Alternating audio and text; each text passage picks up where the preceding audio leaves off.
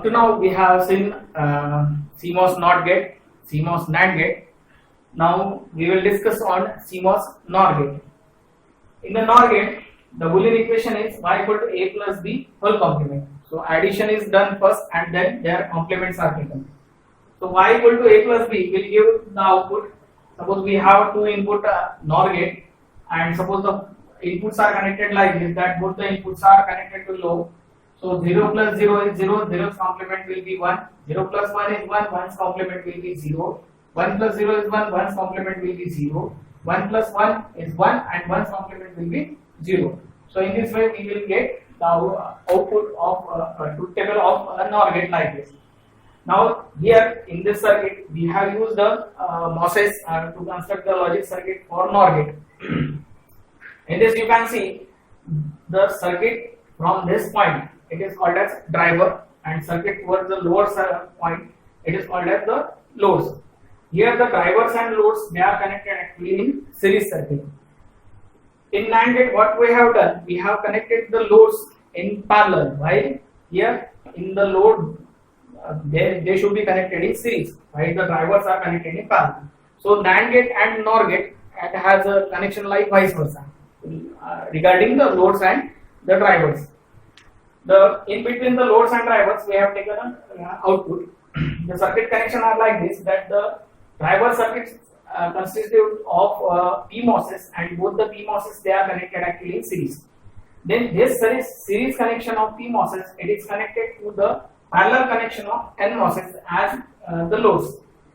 Here the drains of series circuit and drain of parallel circuit, it is actually taken commonly, and the output is taken across common drain between series and parallel connection of NMOSes and PMOSes. So this will be your output. Now as we know that these are the CMOSes, that means the inputs of these switches or this transistor must be connected in complement fashion. So if you have a PMOS, then other circuit should be, other device should be NMOS. So let us take construct the complementary connection. Suppose this is your A input. We are considering only for two inputs NOR gate. So this is your A input, and if A input is connected to PMOS gates, then we have to connect NMOS to the A input. So here T1 and T3, it is forming a complementary connection, one connection. Second, for B input is connected to transistor T2's gate, then same B should be connected to NMOS. So B is connected to T2, which is PMOS, and B is again connected to T4, which is NMOS. So this will form another complementary connection.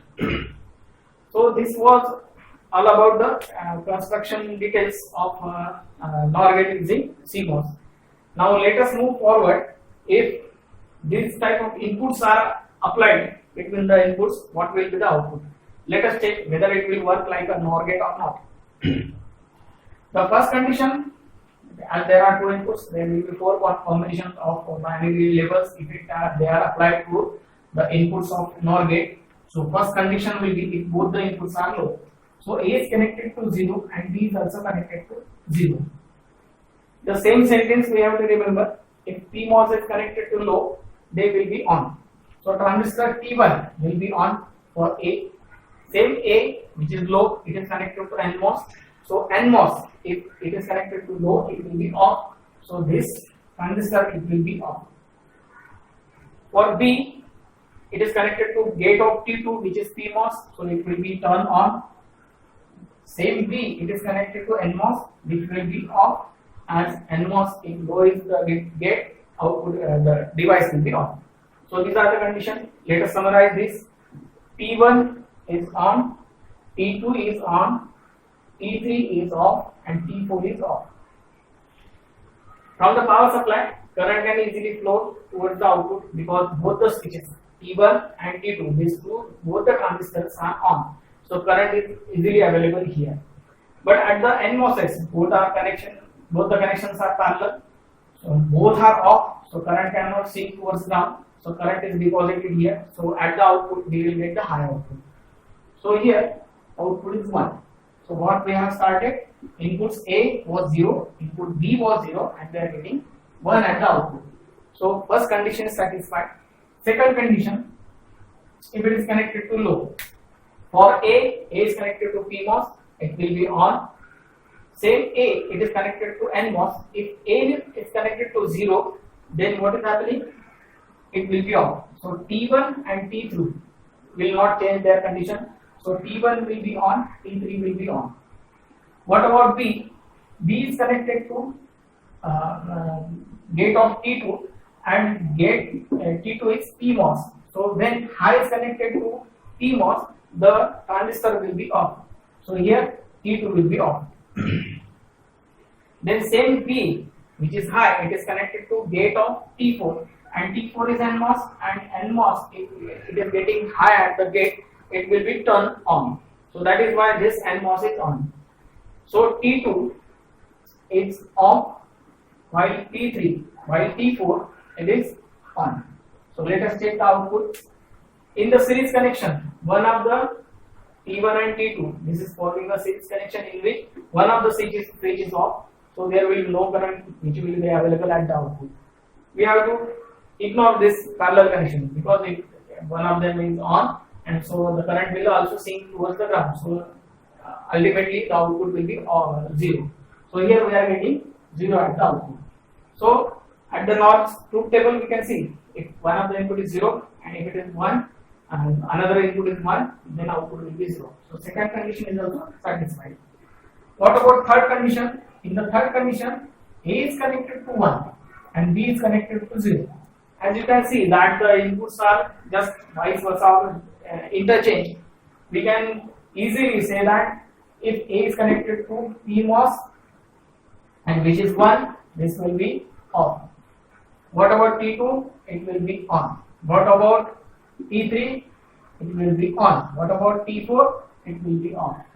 So reverse switching circuit will be there. So this will be off, this will be on, this will be on, this will be off.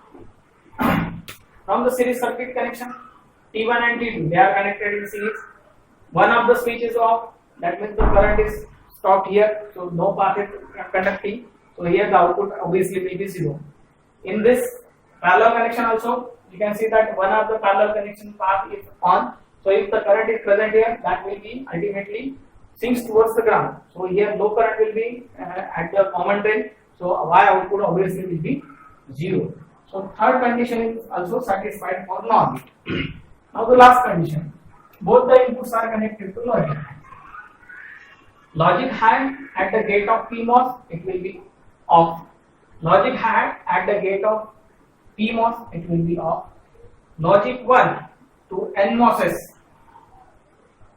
both the gates of NMOSes, they are connected to logic high, so both will be off. So T1 and T2, they will be on. Sorry, T4 and T3 will be on. So back to conditions. A is connected to PMOS gate, B is connected to PMOS gate, both are high. So PMOSes, if the output is gate is high, both will be off. Then for NMOSes, if the gates are high, they will both will be turned on. So both the NMOSes here are on and both the PMOSes are off. So T1 and T2 will be off. T3 and T4 both will be on. You can see both the switches T1 and T2, they are connected in series and both are off. So there is no issue that the current will available at the output. Similarly, if the some current is present there, T3 and T4 both are connected in parallel, so all the current will sink towards the ground, so there will be no current at the output. So if no current at the output, output will be obviously 0. So last condition, A and B both are high, output is low. So this is satisfying our NOR condition. So this is how we can construct the NOR gate using the CMOSes. So remember this thing, We have to first remember this sentence that if PMOS gate is connected to high, output is high, the switch will be off. If PMOS is connected to low, switch will be on. If NMOS gate is connected to high, the switch will be on. If NMOS is connected to low, the switch will be off. So you can imagine that all the circuit working for CMOSes is around these two sentences. So we have to remember this sentence. Then second thing, the constructive details. Here all the PMOSes, they are working as a load. All the NMOSes, they are working as all the PMOSes are working as the drivers, and all the NMOSes, they are working as a load. NMOSes and PMOSes, they are combined with their common drains, and output is always taken at the common drain for parallel and series connection. Second thing, the complementary connection.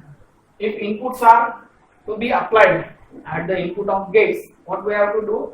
We have to combine a complementary connection. Complementary connection, if you have taken a PMOS, then same gate should be commonly connected to the input of NMOSes, so that will form a complementary connection. So this circuit can be memorized only using these circuit details. So this was all about the NOR gate using CMOS. In the next lecture, we will compare this logic family according to their parameters, which family is more efficient to use as a logic gate or to use as a digital circuit.